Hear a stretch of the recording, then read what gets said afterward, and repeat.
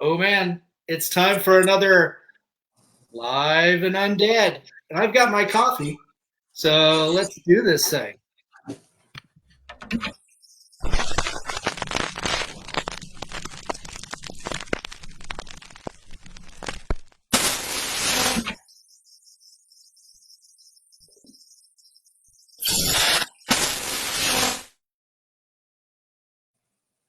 This is COFOH Live and Undead. I'm your host, Daniel Crosier. I'm here with the marvelous Kadrolsha Ona Carole, the queen of the paranormal. But first,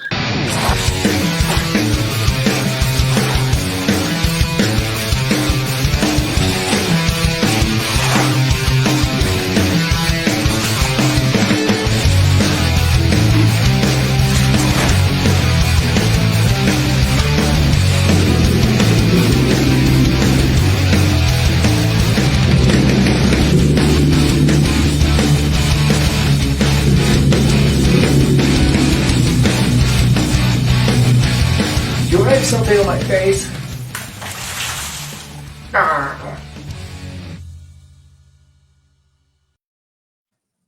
oh, Kadrolsha, how are you? I'm doing good. I love your intro. Oh my God, Thanks. that's so funny. Thanks. Yeah, we were talking earlier off camera about bald people. You saw when I was very aerodynamic. Yes, you were, and you look good doing that too, by the way. Thank you. Yeah, this is my pandemic hairdo. I figured, just to be safe, I might need a head blanket. Well, you never know. That pandemic, that's for sure. Cover every part of you. You got to protect yourself, Yeah, very much so. So, Kadrolsha, yeah, thanks for coming on to the show. Normally, what I ask right out of the gate is, who are you? Where do you come from? And how did you get into the paranormal? Well, my name is Kadrolsha Ona Carole, and I live in New Hampshire, although I travel all over the globe. But since the pandemic, we've kind of been just like in New Hampshire. Interviews and shout outs from our phones and tablets and, all of that. I got involved in the paranormal, kind of like grew up in it. I have over 7 generations of dream interpreters, spirit communicators on my maternal side of the family. And so I kind of grew up with everybody doing this kind of spooky stuff. So it was nothing like really new to me. It was maybe new to other people and shocking when I would tell them things that would happen or explain what a dead relative might want to say to them. And I'm not going to say, hey, I'm always right, but I have to say about 98% right. That's on wood, you know what I mean? I know all about that. I've got a steel plate. Oh, that's even better than the wood. Yeah, it sucks going through the metal detectors. It's like, what keeps me up? It's my head. I swear to God. Well, like we were talking earlier, I thought it was a very nice shaped head. Oh, thanks. Yeah, Charlie Brown round is usually the best shape for me. I think so. Wow. That so that's pretty cool. Yeah. Now you've trademarked the name Queen of the Paranormal. How did that come about? It came about in 2007 when I was doing a radio interview. At that time, I was using the name CC Carole. I started in CC the Huntress. I did 85 shows on broadcast television. I also was a producer of Ghost Stories of New England in the mid-90s, and then, worked myself up to doing the CC the Huntress. And I hosted a show called The Everything Show, where we highlighted local businesses and we had ghost shows and bands on and comedy, just cool mishmash of stuff. And so I kept the ghost things, and I was doing interviews based on that. I was with a talent event management company called Ideal Management Company, and it's no longer in existence. But it had some pretty high caliber people. They had the Ghost Hunters International, and what was prominent at that time, a client of this gentleman's, Mark Tetlow, who they jailed him for embezzlement and beating his girlfriend up. But that's a story for today. But anyway, I was radio interviews, and a gentleman called in 2007, and he said, I'm going to coin you the Queen of the Paranormal. And I'm thinking, wow, that's a really cool name. So I started using CC the Huntress with doing events, and I sell all my posters. CC the Huntress is the Queen of the Paranormal. And then about 6 years ago, I wanted to, hey, you can only sing to the choir so long. You need to get out of the church. So I decided to take a step into a national, international, like Comic-Cons and events and TV appearances. And I was mentored, and I was able to do that. And I've just been growing since there. So I trademarked it. And I know a lot of people, on the Facebook click things, half of them are gone anyways. They used to do paranormal, then they chased Bigfoot. Now they're in freaking spaceships somewhere. I don't know, but they're not paranormal anymore. And a lot of the times is because maybe they just didn't get famous fast enough.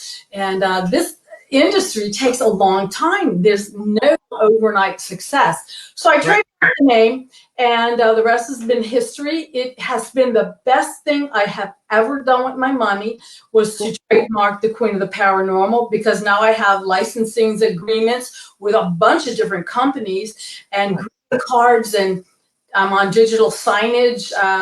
In January, I'm going to be on the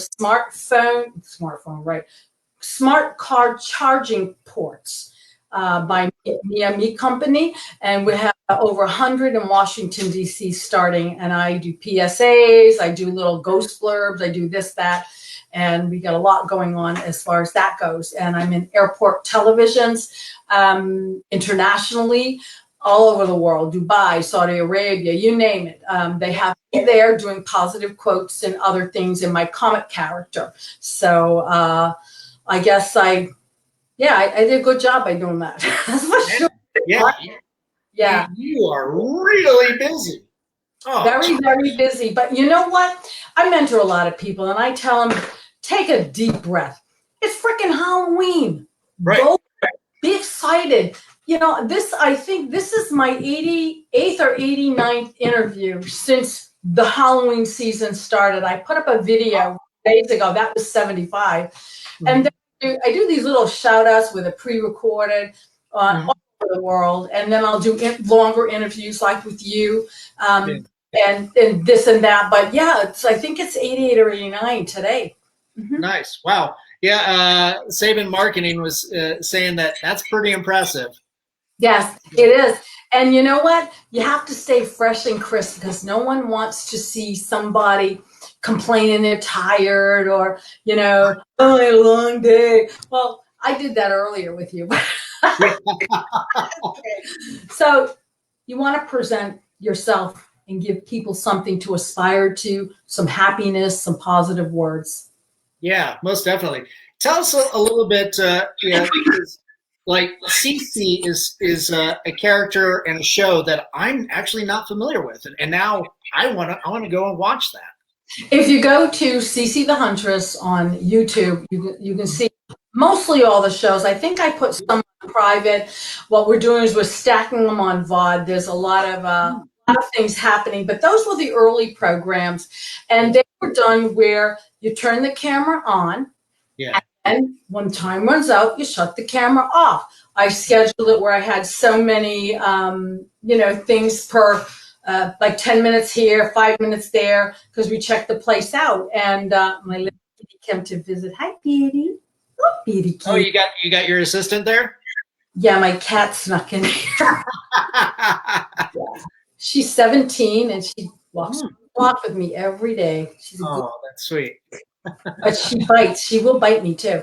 Oh, don't bite.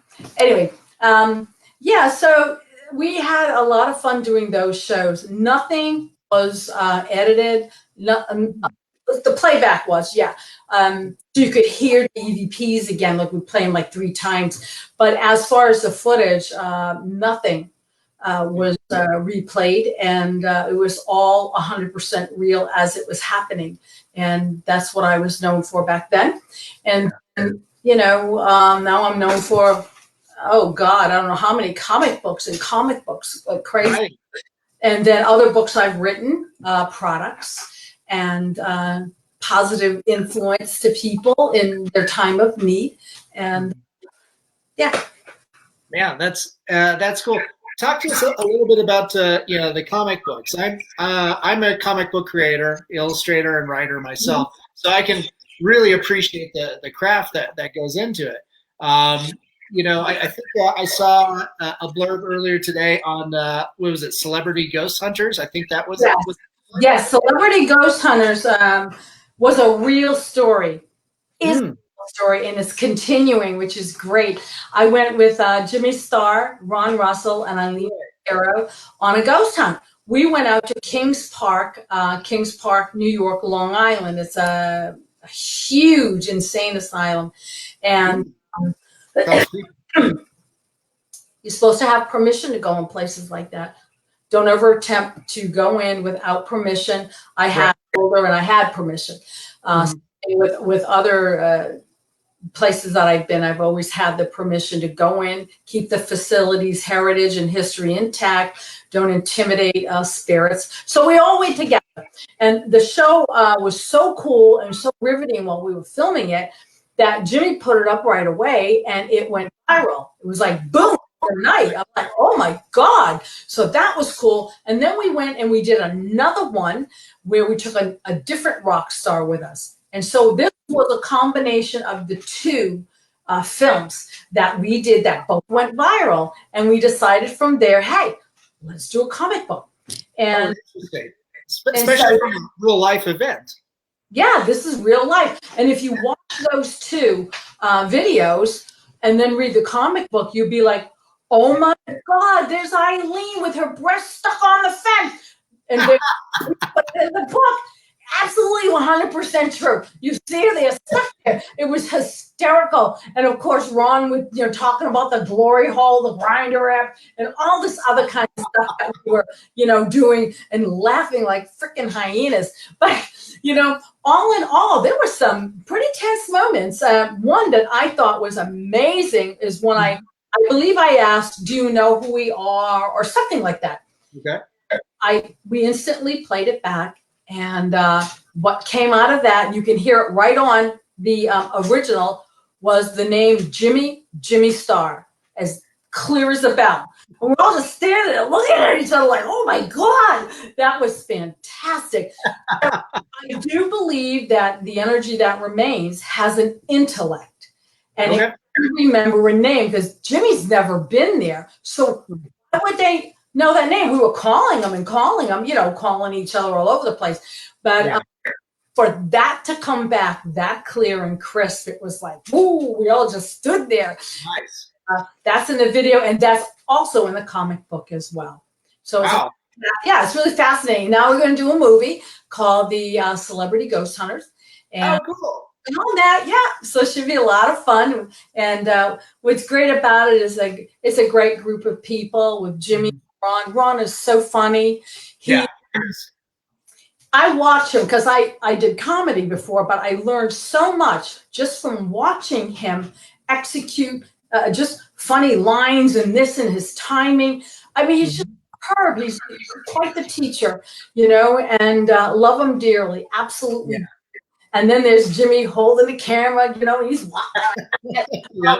right. And Eileen, she was just a laugh riot. Every turn she got this funny face on, something crazy going on, and just a lot of fun. Yeah. Nice.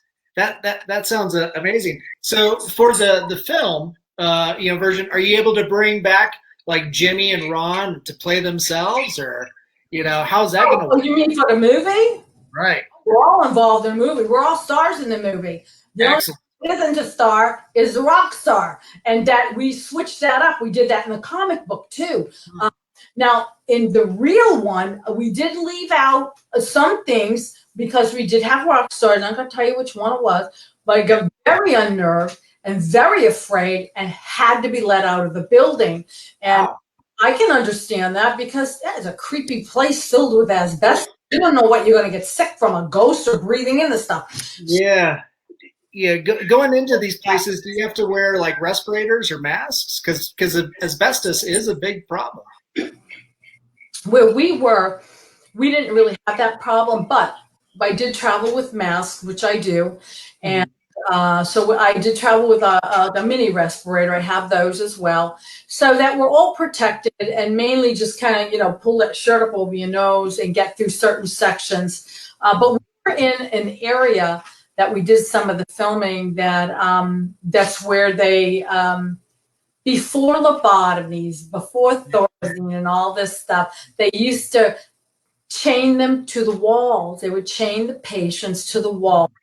And because I think this is where the werewolf, thing was made up, because people that have, problems mentally, and they didn't have medicine, when there's a full moon, that's a gravity pull, and ever so slightly pull the chemistry in your, in your brain. Yeah. And then it makes people act out of their minds. So they have to restrain them, whether it's to the wall or their hands over their head. And people would write me and say, "Oh no, that's where plumbing goes." And I'm thinking, I would take an antique picture of what it looked like and then showed them, and they went, "Oh, sorry, I see what you mean now." Because they did chain the people there, and it was such a weird feeling down in that area. Very, yeah. Yeah, how far back, because I remember films like One Flew Over the Cuckoo's Nest, and even recently you got like Ratchet on Netflix, and talking about like horrible conditions, for some of these patients, and even performing like forced lobotomies. Right. So chaining them up, and then when you see like even like American Horror Story and some of that, like Asylum, like the conditions are just, granted that's fictionalized, but still what they're alluding to is such horrible living conditions. It's fictionalized, but it's based on realism, because they're researching what does a hospital look like, what did the beds look like at that time, what did the characters, how did they behave, the nurses, the doctors, the medications, how did the patients, they have a lot of that documented. And a good actor or actress would study all that, and so they would know how to act because they're familiar with the records and things that happen. And takes that end of it, because that's nonfiction, and they're turning it into fiction. And I think that's amazing. We did, I just want to say, hi, Debbie Perkins. I love you. I told her I do. Debbie just chimed in. She said, awesome. Yeah, she's cool. And we're going to get together. She's one of the girls that I mentored on Paranormal 13 News, and that is in 195 countries, can't be canceled, on the Galaxy Global Network. My website, queenoftheparanormal.com, and you can access all of Debbie Perkins' shows on special reports. So that's really cool. So getting back to the Insane Asylum, we did a program with Tag Team Friendship Productions, LLC, and we did a thing called Silent Times. Now, Silent Times was a silent movie that was created by Chris Anino, and so again, studying the makeup had to be accurate, the clothing had to be accurate, and the filming, most of all, had to be accurate. And I learned something. I learned why it looked like those silent movies were going like in quick time. They were like really fast going. And I found that because when they filmed, the film would jump and speed up. So they actually had to do parts like Charlie Chaplin in slow motion. Oh, interesting. Chaplin would be walking kind of slow because the film would speed it up. So if you did it like in real time, you really look like you're running around the block. And I didn't know that, so we had to do our thing slower to get the effect that we needed. And boy, we got a lot of awards from that one too. Many awards, and featured in Broadway World Magazine. For the efforts on that film, because of, again, the realism and the a nonfiction part of it mixed into the fiction part of it. Yeah. Wow. Kelly was just chiming in. She wanted to know any particular asylums or mental hospitals. I mean, we were talking about one with Jimmy and the celebrity guest. Where was that again? Excuse me, what did you say? Where was the asylum that we were talking about? It was in Kings Park, New York. It was called the Kings Park Asylum. Okay. Yeah. So yeah, anybody who wants to visit that, they have to get permission. They have to. Most of the buildings have been knocked down since we visited. I've been there before with doing an event down there, and then found this place with Julia, a friend of mine, and my son George, and we were there, and we were walking through tunnels. Like there was the basement, but then there were 2 sub basements under the basement, and the last one had a tunnel that went 1/4 mile out to the building where they used to hook the people up to the walls. So, and all of that's gone now, but I'm glad I have footage from it. We can remember all that fun and the morgue and, lobotomy rooms and all of that, and where the doctor stayed, and, all of that's gone now. But the place is still creepy if you just even drive through it. I mean, it's really weird because, of course, they did bloodletting and, all that kind of stuff, and the grass is perfect. I mean, Yeah.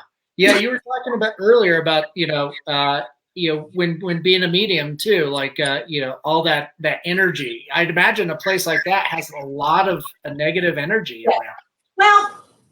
Well, I think it has more confused energy than negative. Okay. Because I'm sure there's a couple of doctors and nurses that got off to hurting patients. They're in today's society, but then you have the people who have serious, mental difficulties, and they're confused, very confused. So that energy would be like static and very confused.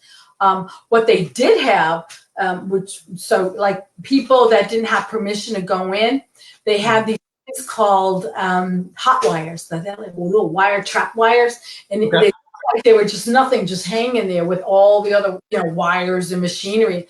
And if you accidentally walk by one, it would ring in the police station, and guess who'd come get you and lock you up? The police. Wow. Yeah, that was really cool to see that, and people, oh my God, they touched a tripwire, and so they all are flying out of the building, and I'm like, I'm on the 5th floor and hiding. I don't want anybody to catch me here. That was before I got the permission to go in and film.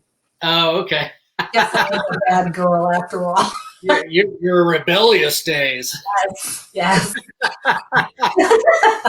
Nice. Angela just chimed in. Tatnus family sticks together and supports each other. So a little bit of love to you and I and COFOH. Love you too. Love you too, Angela. And the puppies, did you get rid of all the puppies? Angela, did you get rid of all the puppies? So we'll wait for her to chime back in. Oh, she sent me pictures of the most, in a little video clips of the most adorable puppies I think I've ever seen in my life. They were Husky and Wolf, and boy, if I could have one, I already have 3. So when I have a big farm, maybe. Oh, okay. I don't know. That's pretty cool. Yeah, you mentioned you have a big dog, but you have 3 big dogs? Well, sorry. I a Boston Terrier. He's about this big, 28 pounds. He looks like a meatball. Roscoe. And he's just a little love. He just snores so loud that you think that windows are shaking. And he's right up next to my ear. And then I have Toby. He's a Australian Shepherd, pure. And so isn't Roscoe, Boston Terrier. And Toby is a good dog. He won't sleep on the bed. He sleeps by the door near the bed. He's like the herding animal. He's protecting. And then Otis, he's a black kind of lab, Neapolitan Mastiff in Hollywood, I think. So, and he's rather large with the big jowls, and he drools. You have to have a towel all the time, everywhere you go if he smells food. And if to McDonald's, he's like a puppy. He's trying to get through the window into where you're ordering the stuff. Like in the box, you drive up to the box and he's, you know, all this. By the time we get there, he's foaming at the mouth like he has rabies. Nice. He's just passionate. Yeah. So these are rescue animals. I do a lot of rescue work, and when I do events, I take a percentage of what I do and I give back to the communities that I am at. I mean, people pay a good Comic-Con ticket or an event ticket, and buy not only to get in, but they're buying your stuff too. And this is just a way that I do to give back to the communities that support me. I go to the food pantries and I drop stuff off unceremoniously, and into the animal rescue as well. When I did Silcon in Illinois, I'm trying to remember the name of the town. You've been all over the place, can't remember. But anyway, Silcon in Illinois, and it was a lot of fun because we work with the Genesis Animal Fund, and she brought her dogs in, and then we worked with the food pantry, and we collected, like people would come in. It was free to get in anyways, thank God for the people. And then I would give them free merchandise if they brought in something for the food pantry or the animal shelter. And so that was a great way to pull people in and to give back to the community for, you know, having me there. That's wonderful. Angela just chimed in. Yes, they all got great homes. Oh, I'm glad. Looks like Kelly was looking for a puppy. Sorry, Kelly, maybe not this time around. But yeah, definitely. Oh, I'll tell you, they're beautiful. I keep going back and looking at the pictures. I'm pathetic. Oh, yeah. It's like Saban Marketing was saying, that's wonderful. So yeah. Oh man. The so you got so many projects right now. The film's probably one of the bigger ones, right? The Celebrity Ghost Hunters? Right. Yeah, that's going to be a fun project, and we're going to be working on that when we know we're going to be able to travel and COVID is not going to be a problem, because we do have, you know, hey, we're all getting up in age. I don't want to get sick, and I just don't. So right. I think it'd be best if we kind of hold off, and then we can make it like super funny, you know, like that's what we want to do. We want it to mimic what we did on the live shoots and have it a little more structured and controlled, and then take that one and put that one in the comic book and give people an opportunity to be a comic book star by being in it. And yeah, so that's going to be a lot of fun. But I do work on a whole bunch of different movies, and I've got credits to my name as far as movies from, you know, when I was a young girl in my early teens and stuff. Yeah, about 12, 13 years old. And, wow. And on up, I think I got like 174, 75 titles on IMDb.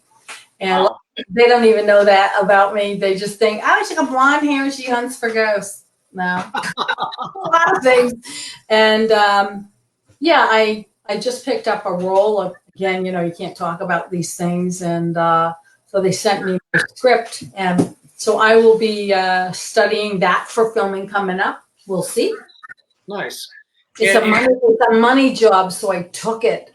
Yeah, you got to. You got to eat. Oh, yes, you do. And the dogs. What's that? And the dogs.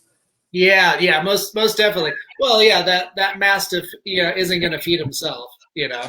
No, and he will go after my socks and everything else. He's a big boy, but at night he's very, very afraid. He has to sleep right up against me like a human. And sometimes I don't have a blanket. My feet are out of the bed, and you know, you get cramped. So I get up at like 3 o'clock in the morning to go eat. And then I'm thinking, oh, I feel great. I mean, I have a headache, I have no backache. I feel, whoa, I'm good. I go back to bed, lay down for about an hour and a half to get up my days early. Someone hit me with a truck. I'm like, I can't spread my legs out. I can't move. My back is killing me. So I've learned if I get up about 4:30, I just I just stay up because then I can have a productive day and not have to worry about an ache and a pain. Right. Oh, that's. I think that's a pretty good way to go about your day. I've got a weird schedule where I get up at like 3 a.m. and I sit down and I draw a few hours before I have to head off to work and stuff. So well, we have to fit it all in, and I do a lot of social media things for other people. Oh, that's good. I have a PR company called ES News PR, and I've been doing it for like 18 years. But mine is not like a celebrity and thing, like Jimmy Star. Mine is more like technical companies and Cool. that. So if you want to know about, cryptocurrency or Bitcoin, I will do releases on those and help people. So it's different. Yeah, that's pretty intense. I used to have a girlfriend that worked in PR and marketing, and her partner also did all the technical clients and stuff. So tech companies, social media companies, the occasional Craigslist thing. Yes, I get it. But yeah, those reading those press releases, can be a little daunting unless you really have the appetite for it. Well, when I try to make the things that I do, I try to make them user friendly and put them in layman's terms, because you want to have people from the general public to be able to invest in this, the concept of the cryptocurrency and Bitcoin, and you don't want to cram a lot of verbiage that they're going to need a dictionary, to open up. Oh, forget the dictionary, Google it at this point. But yeah, people, and they get intimidated.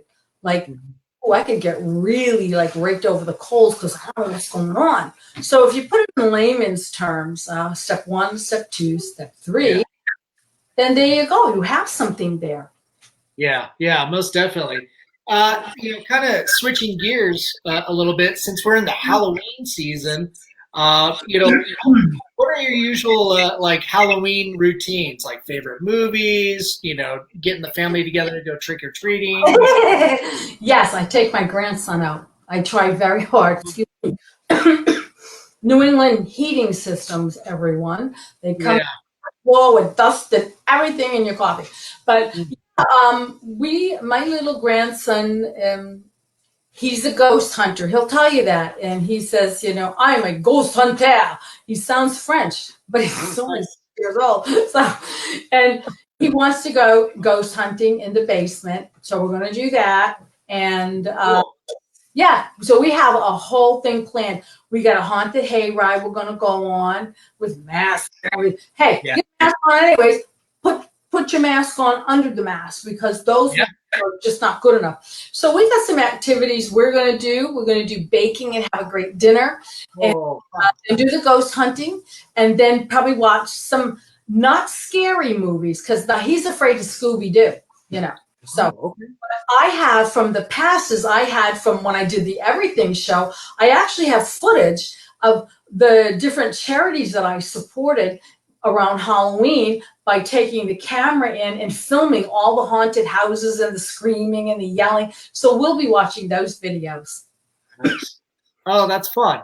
yeah, I'm looking forward to it. And people are like, well, can you be on my radio show? I'm like, oh, I'd love to, but I want to be with my grandson. They're only once, and I think everyone thinks their grandsons or granddaughters are so advanced. Well, I do too. So I'm thinking my next year he just won't want to be with me like that. Yeah.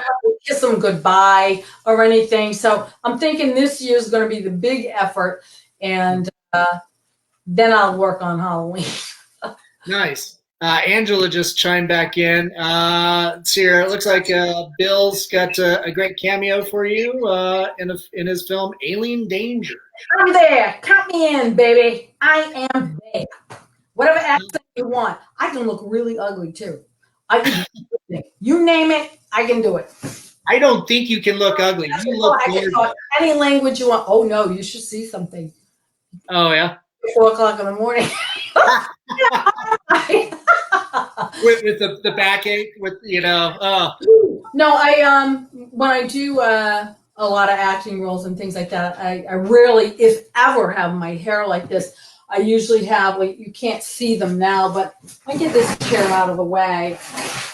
I can't grab it. I have all different color and styles of hairstyles and hats over it. So, like, if you get a side view or a back view, you rarely know it's me. I know someone did pick me out in the clown scene there of the Joker, but I was like in the clown seat. I don't know if I had a baseball bat or what the hell I had, but someone actually recognized me and they wrote to me.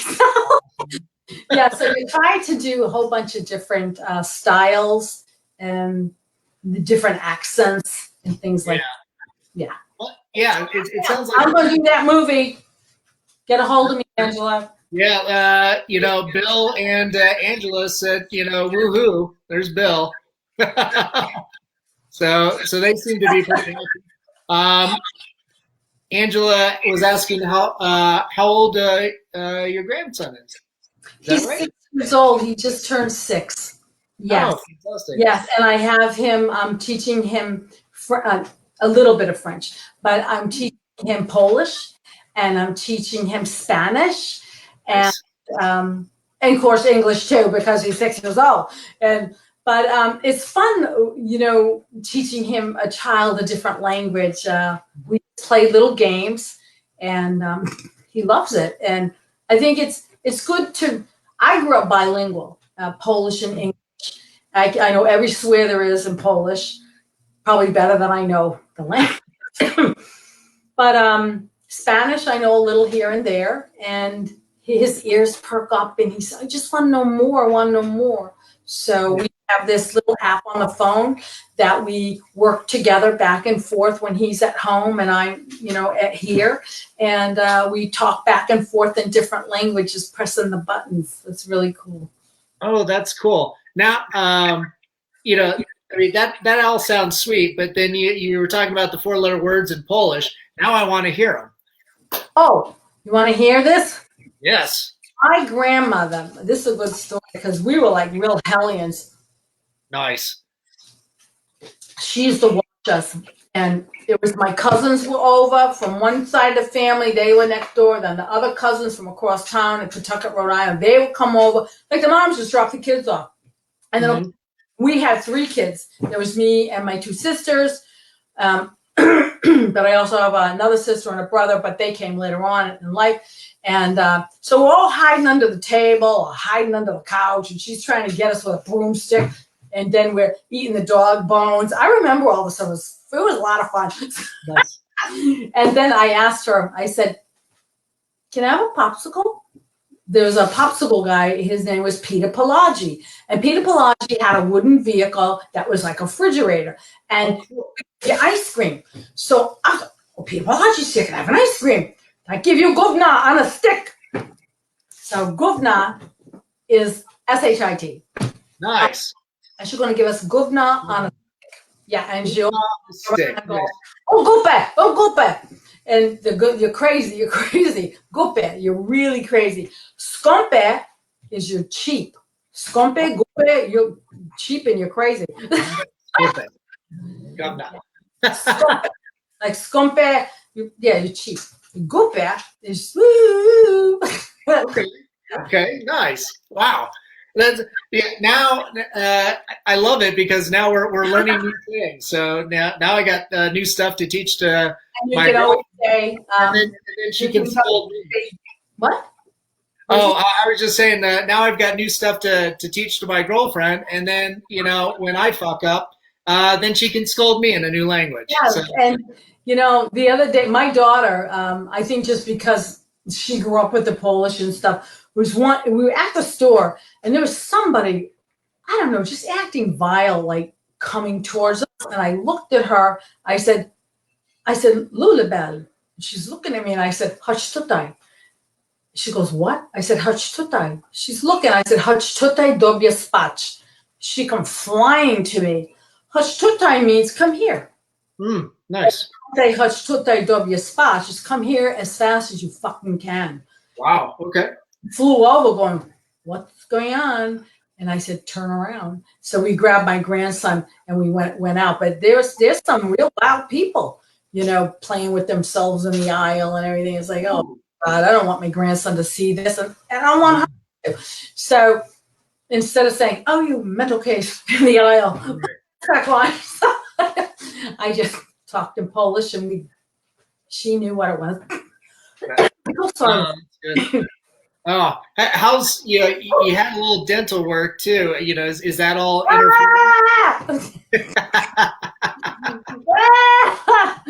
That's called a beer when the show is done, honey. Yeah. That's how we medicate. Oh, yeah, I had a little bit of a problem there, and well, hey, we all have problems. And I went and tried to get mine taken care of, and it hurt. Yeah. It's not hurting now.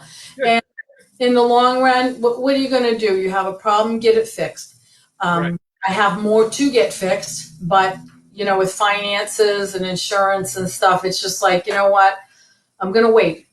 Yeah. So all you do is you wait, but things have taken care of to the point where I shouldn't be in discomfort. So.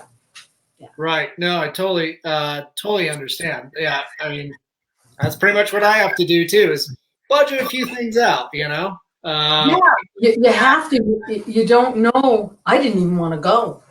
My daughter said, "Oh, they're all in a hazmat suit. Everything's safe." Not at all. She gives me stuff to gargle with, and then she says, "You can take your mask off." I said, "No, I'm not. I'm taking it off. Look at me this way." Yeah. I went to my asthma specialist last week, and we just stayed very distant, and it wasn't as intimate as a dentist needs to be, Yeah. So, well, that's good. I don't have asthma. What I have is non-allergic rhinitis, and for people that have that, it's not asthma, but it's treated as if it's asthma. You have the inhalers, you've got all the stuff that you need, but it's not asthma. So I don't know. I say it's called asthma, like maybe. Name. Yeah, so I've had that all my life. I didn't know. So now with the heating system coming up, it's gets aggravated. Pretty crappy. Yes. Yeah. Oh, that's too bad. Yeah. Usually it's physical, exertion that triggers me, but luckily I've been able to keep it in control for the last 20 years. Haven't had an asthma. Thank God, that's good. Very good. Yeah. Had it since I was 3 years old. That's when I was diagnosed. So. Wow. But yeah, like with you're experiencing with the heating and everything, allergies kick in too around fall. So yeah, everything gets you're trying to play hide and go seek in a corn maze, and there I am. Oh. So they know where I am, and you're so funny thinking of a haunted corn maze. I was in and people were lost. It was a huge corn maze, and they're lost, and they're looking on their GPS like, can anybody see me from outer space? Where the hell am I? I'm laughing my head off. And I remember years ago, 10 years ago, it was on the news in a Boston area. A family, a mom and dad and a child, couldn't get out of the corn maze. They called 911. Oh, my God. I'm thinking that is so lame. Walk through corn. Just keep going. Look up in the air. You can see where the trees are. Just go that way. Right. Oh, my God. Circle around. I just couldn't believe they called 911. That's so hilarious. Yeah. Last year we did a corn maze out at Anderson Farms. It's this massive plot of land, and just all these festival rides and everything, and huge corn maze, that empties out into a river and everything, and it's cool. Yeah, it's cool and creepy, and so we went out right at dusk, and oh man, it was fun. We had to make up our own adventures and stuff, and kind of do some weird creepy ass role play. And then we run into all these like teenage kids, and I'm like, well, there goes all our little creepy stories and stuff. These kids just kind of yeah, you went at night, right? Yeah. Well, we wanted to go right at dusk, Oh, okay. kind of get that weird, creepy overcast and everything, and then as you're in there, then the light goes down, and you're like, crap.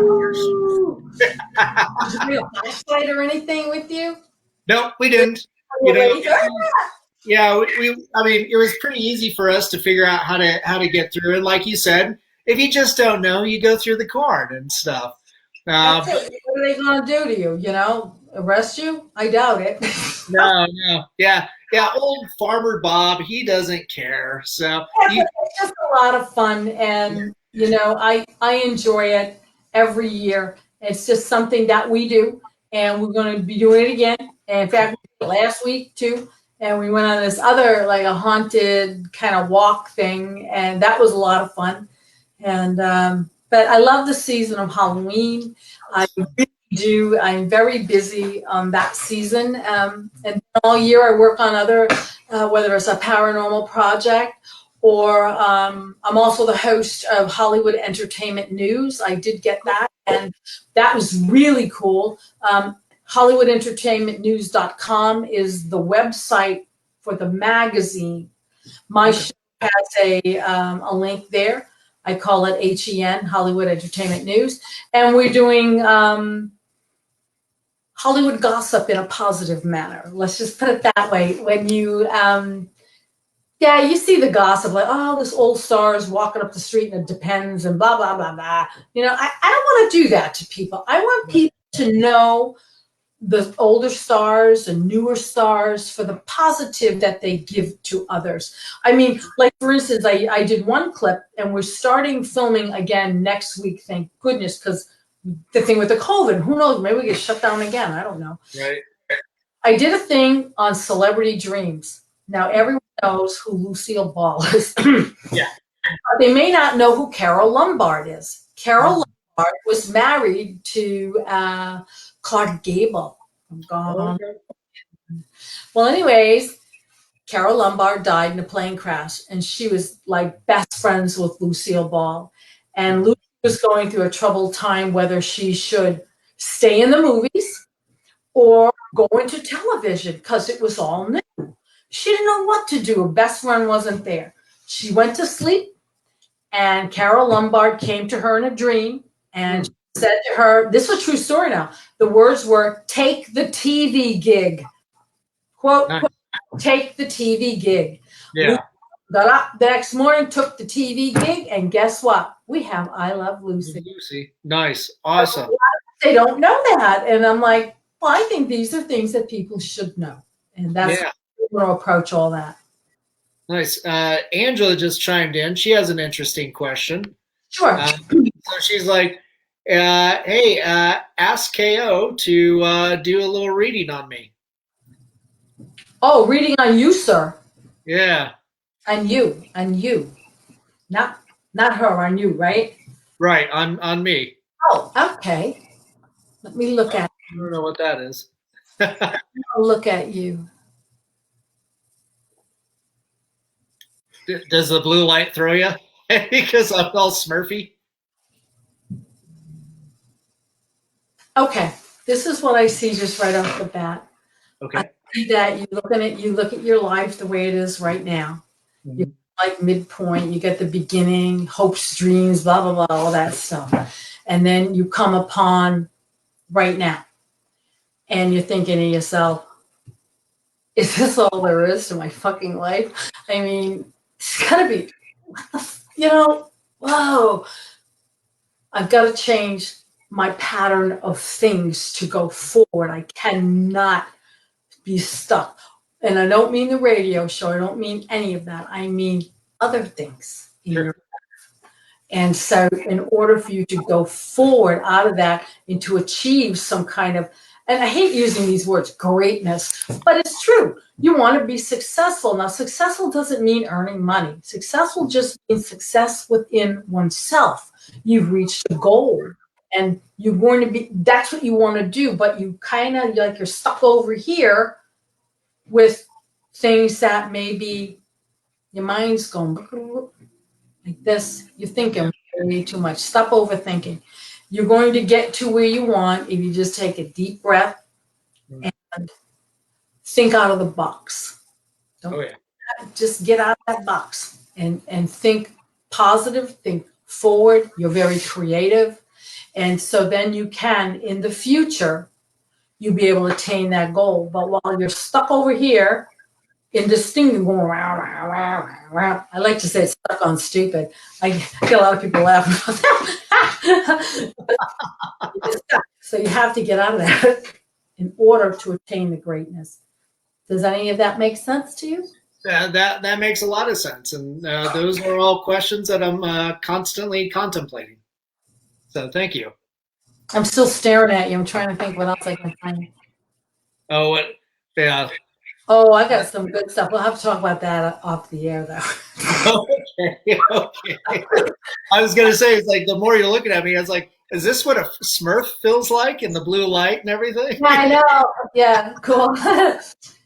Yeah, there's a lot more to you than meets the eye. You're hiding so much back there. It's all. Yeah, don't look in the basement. You have a freezer down there. She's on to us. Yeah, but anyways, I do see more than this here.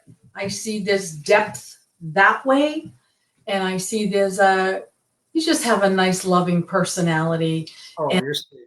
People really should see you for the man that you are, and not for the outside. They need to see completely on the inside, and you need more respect. You need to be loved and cherished and held. There's nothing wrong with that. And all of that will help foster you to get out of that box and to attain your greatness. Well, Kadrolsha, thank you so much for that. That was very insightful, and you know, yeah, it brings about to with that insight a lot of positivity. So I greatly appreciate that. And the same to you as well. Yeah, you're a very warm, fun person, really energetic, and have so many wonderful things going on. That's the gas from the dentist. I told you. Oh man. Yeah, it's been great having you on, and man, I hope you have a wonderful Halloween season, and can't wait to see you out in the real world, not just on the digital one. I know, really. I just want to have, if everybody could just say a prayer from my friend Jimmy Starr. He's gone through a knee surgery, and they can be difficult with pain level and stuff like that. And I know I shouldn't worry the way I do, but I really love this gentleman. He's just a good guy, and pain is no good for anybody. And maybe if we could lessen that by praying, that it would go away fast. That would be good. Yeah. Here's to a quick recovery for Jimmy. So, yes. Yeah, most definitely. And hopefully the mouth heals pretty good for you too. And whoa, can't wait for that beer. Yeah, come on. Thanks so much for coming on again. Really appreciate it. And to everybody who tuned in, thanks so much, Angela, Bill, everybody at Sumner Twins. Thanks for jumping in on the conversation. And then, just a quick note, to my producers, Amanda Armstrong and Stefan Santa Cruz. Hope you guys are doing well. And everybody, have a great night and have a wonderful Halloween season. Yes, queenoftheparanormal.com. That's right. Check out queenoftheparanormal.com. God damn it, go now.